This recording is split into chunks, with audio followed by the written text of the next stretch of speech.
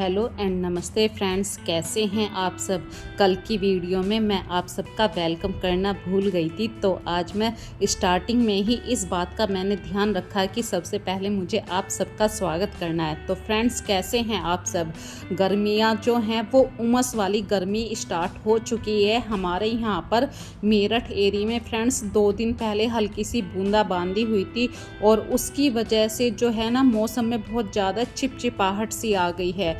और हवा के नाम पर कहें तो बिल्कुल भी पत्तों ने हिलना बंद कर दिया। यदि हवा चल भी रही है तो बिल्कुल भी पसीना सूख नहीं रहा है। लेकिन इन सब बातों के बीच में ना तो घर का कोई काम रुकता है, चाहे संडे हो या सैटरडे हो। हमारी लाइफ जो होती है, हम हाउस वाइफ की जो लाइफ होती है वो एक बिजी शेड्यूल होता है, चाहे संडे हो या सैटरडे हो। देखिए, हमें हर किसी की फरमाइश का ध्यान भी रखना होता है। और जैसा कि आज की वीडियो है, ये संडे की मॉर्निंग की वीडियो मैं आप लोगों के साथ शेयर कर रही हूँ और शाम के 7-8 बजे तक आप लोगों के सामने पहुँच भी जाएगी। तो फ्रेंड्स, आज संडे था, बच्चों की कोचिंग क्लास की भी छुट्टी है, दोनों बच्चों की, और हस्बैंड भी आज घर पर हैं। पहले तो स्टार्टिंग में हमारा प्लान था कि कल सैटरडे में ही प्लान बन गया था कि हम गांव में जाएंगे क्योंकि संडे है। लेकिन फिर ऐसा मौसम हुआ कि मतलब हमें गर्मी ज़्यादा लगने लगी और सुबह होते होते हमारा प्लान चेंज हो गया कि नहीं, हम गांव में नहीं जा रहे हैं। तो अब घर पर क्या बनाना था, बच्चों की फरमाइश आई है कि मम्मी कुछ अच्छा सा बना दो या बाहर से ऑर्डर कर दो। पर मम्मी होने के नाते मुझे तो कुछ हेल्दी ही बनाना था और कुछ ऐसा भी बनाना था जो बच्चों को भी पसंद आए। तो मैंने बनाए सैंडविच, और सैंडविच के लिए मैंने बिल्कुल फ्रेश जो ब्रेड पैकेट होता है वाइट कलर का, वो वाला मंगवाया है। और जो घर के पास एक गार्डन है वहाँ पे ये पुदीना की पत्ती थी, बिल्कुल ताज़ी ताज़ी हरी हरी पत्तियाँ। और आजकल क्या है, ये जो पुदीना के पत्ते हैं ये बड़े हो गए हैं, लेकिन जो डंठल है इसमें हल्का सा टाइटपन आ गया है। तो ये डंठल से मुझे पत्ते अलग करने थे और जो भी बारीक बारीक से डंठल थे इन्हें निकाल के अलग करना था, क्योंकि सैंडविच में फिर ये आते हैं तो वो अच्छे नहीं लगते हैं। और काफ़ी सारा प्याज डाला है मैंने। यहाँ पे एक ट्रिक और शेयर करना है आप लोगों से, तो वो है, देखिए, जब हम आलू को बॉईल करते हैं तो उन्हें मैश करना पड़ता है। या तो आप कद्दूकस का हेल्प लेते हैं या फिर एक मैशर आता है। यदि मैशर भी नहीं है तो जो पूरी छानने की छलनी होती है, आप उससे भी अपने आलूओं को मैश कर सकते हैं, क्योंकि आलू गर्म होते हैं और गर्मियों में हाथ के बीच में ऐसे हथेली से आप पीसते हैं आलू को तो हाथ जलता है। तो इस तरीके से आप पूरी छानने वाली छलनी से आलूओं को मैश कर सकते हैं। और बस करना क्या है, जो भी आपको स्वाद अनुसार मसाले डालने हैं, नमक है, मिर्च है या चाट मसाला, वो डालिए। बिल्कुल ताज़ी ब्रेड लेनी है, गर्मियों में इन बातों का ज़रूर ध्यान रखिए। और खूब सारी ये जो आलू की हमने पिट्ठी बनाई है, इसको ब्रेड पे अच्छी तरीके से लगा देना है, क्योंकि बच्चों को जो आलू बहुत ज़्यादा पसंद होते हैं। और गर्मियों में जब बच्चे ये कहते हैं ना कि मम्मी बाहर का मंगवा दो, तो हमें पता नहीं होता कि बाहर इतनी गर्मी में वो ताज़ा आलू बॉईल हुआ है या नहीं। तो मैंने अपने बच्चों के लिए बिल्कुल ताज़े आलू उबाले हैं। आजकल जो गर्मी चल रही है फ्रेंड्स, इसमें 12-13 घंटे के अंदर ही सब्ज़ी ख़राब हो रही है और हेल्थ से बड़ा तो कुछ भी नहीं है। आखिर हम कमाते किसके लिए, अपने बच्चों के लिए ही कमाते हैं। और ये जो आप टोस्टर देख रहे हैं, ये मेरी शादी के टाइम का है।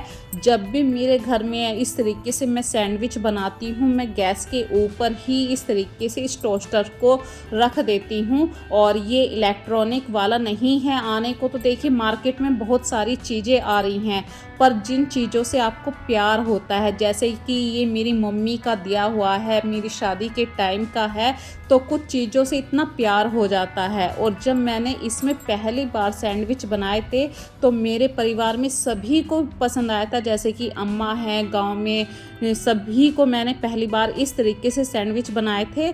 और जब से ये सैंडविच मेकर मेरे पास है। और फ्रेंड्स, देखिए, मैंने बनाई है बढ़िया तरीके से चाय, क्योंकि सैंडविच के साथ चाय ही पसंद आती है। सैंडविच, चाय और सॉस की भी इच्छा है या नहीं, मैं अभी बच्चों को अवॉइड करूँगी सॉस को भी, क्योंकि बिल्कुल ताज़ा खाना देना है मुझे। तो इस तरीके से संडे का टाइम मैंने सुबह ये 8 सवा 8 बजे का टाइम है।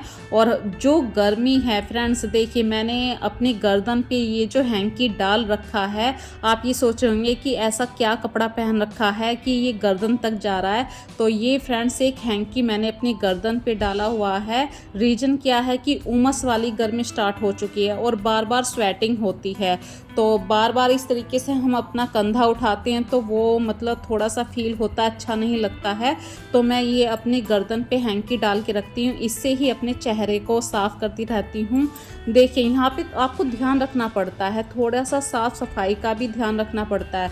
जो आपके किचन में टॉवल होता है, जो हाथ पोंछने वाला कपड़ा होता है उसे सेपरेट रखिए। जो आपके काउंटर को साफ़ करने वाला कपड़ा होता है उसको सेपरेट रखिए। यदि आपको गर्मियों में प्रॉब्लम हो रही है स्वेटिंग की, तो आप अपने चेहरे का कपड़ा भी अलग रखिए। इस तरीके से ये नहीं है कि जिस कपड़े से आपने हाथ पोंछ लिए है वही मतलब पसीना पोंछने तक का, ऐसा नहीं होना चाहिए। जब आप अपने शरीर का ध्यान रखते हैं, अपने चेहरे का ध्यान रखते हैं, तो अपने हाथ पैरों का भी अच्छे से ध्यान रखना है। रसोई में साफ़ सफाई का बहुत मेन रोल होता है। और खाना बनाने के बाद मतलब खाना क्या बनाया, देखिए आप लोगों के सामने अभी नाश्ता हुआ है और खाने की तो अभी बात भी नहीं चल रही है क्योंकि अभी काम निपटाना है सबसे पहले। और नाश्ता पानी करने के बाद जब तक काम नहीं निबटता है इतनी देर तक मन को चैन भी नहीं मिलता है क्योंकि हमारी किचन फैली हुई होती है। आप देखिए यदि कुछ बातों का ध्यान रखते हैं, रात में किचन काउंटर को बिल्कुल साफ़ करके सोते हैं, बर्तन धोकर सोते हैं, तो सुबह को जब आप चाय बनाने के लिए आते हैं किचन में तो आपका मन खुश हो जाता है किचन को देखकर। इसी तरीके से जैसे ही आप नाश्ता बनाएं, खाना बनाएं, सिर्फ 5-10 मिनट फालतू और लगती हैं आपको बर्तन वॉश करने में, अपने काउंटर को साफ़ करने में। जब आप काउंटर को साफ़ कर रहे होते हैं उसी समय आप एक छोटी सी बात का ध्यान रखिए। आपके गार्डन में या छत के टेरेस पे जो भी प्लांट हैं, जो नेचुरल प्लांट्स हैं जिनकी लीफ मतलब पानी में ग्रो कर सकती हैं, तो आप उन्हें तोड़ के ले आइए और ग्लास के अंदर पानी डाल के अपने किचन के अंदर ऐसी जगह भी रख सकते हैं जहाँ पे गैस के पास है या जहाँ पे आप बर्तन वॉश करते हैं सिंक के पास रख सकते हैं। इस तरीके से छोटी छोटी बातों से भी हमारा घर सुंदर बनता है, अट्रैक्टिव बनता है, नीट एंड क्लीन भी दिखाई देता है। और जब आपका किचन बिल्कुल साफ़ हो जाए तो फ्रिज में पानी भरना मत भूलिए। भले ही ये काम आप अपने बच्चों से भी करवा सकते हैं, पर कभी कभी ऐसा होता है कि बच्चे उस काम को बहुत ज़्यादा फैला देते हैं और मैं कभी भी ऐसा नहीं चाहती हूँ क्योंकि गर्मियों के दिनों में इतनी देर में मैं बच्चों को आवाज़ दूँगी, बच्चों तुम पानी भर के रख दो, और इतनी देर में तो मैं पानी भी भर दूँगी, फ्रिज पे एक बार अच्छी तरीके से वाइप भी कर दूँगी। और फ्रेंड्स देखिए फटाफट से मैंने अपनी किचन को नीट एंड क्लीन करा और फिर मैं आ गई हूँ झाड़ू पोछा करने के लिए। तो मुझे सबसे पहले स्टार्टिंग अपनी किचन से ही साफ़ करनी थी। तो किचन के पास जो स्टेयर है वहाँ से झाड़ू उतार के बिल्कुल फाइनली जो मेरे घर की गैलरी है वहाँ तक मैं अपने घर की झाड़ू करती हूँ। फिर उसके बाद मैं नीचे वाले पोर्शन की झाड़ू पोछा करती हूँ। तो वो वाली वीडियो तो आप समझ ही गए होंगे कि भाई जब ऊपर साफ़ है तो नीचे भी झाड़ू लगा के ही आएंगे। और झाड़ू पोछा करने से पहले जैसे अभी मैं झाड़ू लगा रही हूँ तो झाड़ू लगाने के बाद आप तुरंत ही डस्टिंग का काम ज़रूर देखिए, क्योंकि जब आप झाड़ू लगाते हैं फ्रेंड्स छोटा छोटा सा रोया जो होता है वो हर सामान के ऊपर बैठता है। जहाँ तक आपको लगे कि भाई यहाँ पे मुझे डेली वाइपिंग करना है तो आप डेली करिए। और ये जो टीवी वाला एरिया, जैसे अभी मैं टीवी के पास साफ़ कर रही थी तो यहाँ पे आप टिश्यू पेपर जो होता है उससे साफ़ कर सकते हैं। तो टिश्यू पेपर के ऊपर बहुत छोटा छोटा सा रोया ब्लैक कलर का जो होता है वो आ जाएगा। और डेली बेस पे ही फ्रेंड्स जो हमारा वॉश बेसिन होता है इसको भी आप ज़रूर साफ़ करिए, क्योंकि ये दिन में कम से कम 6-7 बार यूज़ होता है। और जो टैप होती है उस टैप पर उंगलियों के निशान लग जाते हैं तो टैप को आप हार्पिक से ज़रूर साफ़ करिए। हफ्ते में कर सकते हैं, 2 बार कर सकते हैं या 1 बार हफ्ते में हार्पिक से आप साफ़ कर सकते हैं। तो जो प्लास्टिक की टैप है मेरे घर में, इस पे जो ब्लैक कलर के निशान आ जाते हैं वो बिल्कुल साफ़ हो जाते हैं। इसी तरीके से जब झाड़ू पोछे की बात आती है तो जो बाहर वाली गैलरी है, तो फ्रेंड्स ये बिल्कुल एक ओपन एरिया है और यहाँ पे बहुत बारीक सी डस्ट हमेशा आती है। आप इस एरिया को कितना भी साफ़ कर लीजिए, यदि सुबह साफ़ करा तो शाम तक आप काफ़ी सारा बारीक वाला डस्ट यहाँ पे देख सकते हैं। तो मैं जब 24 घंटे में एक बार यहाँ पे झाड़ू पोछा करती हूँ तो पक्का एक बार वॉश करती हूँ। भले ही वो पानी मैं टंकी से ना लेके एक बर्तन से यहाँ पे छिड़क के साफ़ करती हूँ और फिर अपने घर का फटाफट से मॉपिंग का काम निपटाना, क्योंकि बिना मॉपिंग के तो आपके घर की क्लीनिंग हो नहीं सकती। और ये जो आप अभी पर्दे हिलते हुए देख रहे हैं फ्रेंड्स, हल्की हल्की सी हवा चल रही है, बस कि ये है कि पंखे की बजाय हवा से पोछा सूख जाएगा। और मैं आ गई हूँ बिल्कुल ऊपर वाली छत पर। तो यहाँ पे देखिए आज संडे है और मेरे हस्बैंड साफ़ कर रहे हैं कूलर की जो पंखड़ियाँ होती हैं। आज मतलब कूलर की साफ़ सफाई को लेके ये पूरा संडे जाने वाला है। तो मैं कई दिन से कह रही थी कि कूलर की मतलब बिल्कुल भी ठंडी वाली हवा नहीं आ रही है। रीज़न क्या था, जो इसकी घास थी वो बहुत ज़्यादा पुरानी हो चुकी थी और ये काम हमेशा मेरे हस्बैंड ही करते हैं उसकी घास को चेंज करने का। और हस्बैंड अपना काम कर रहे हैं छत पे बैठ के और मैंने छत पे ही मशीन रखी हुई है।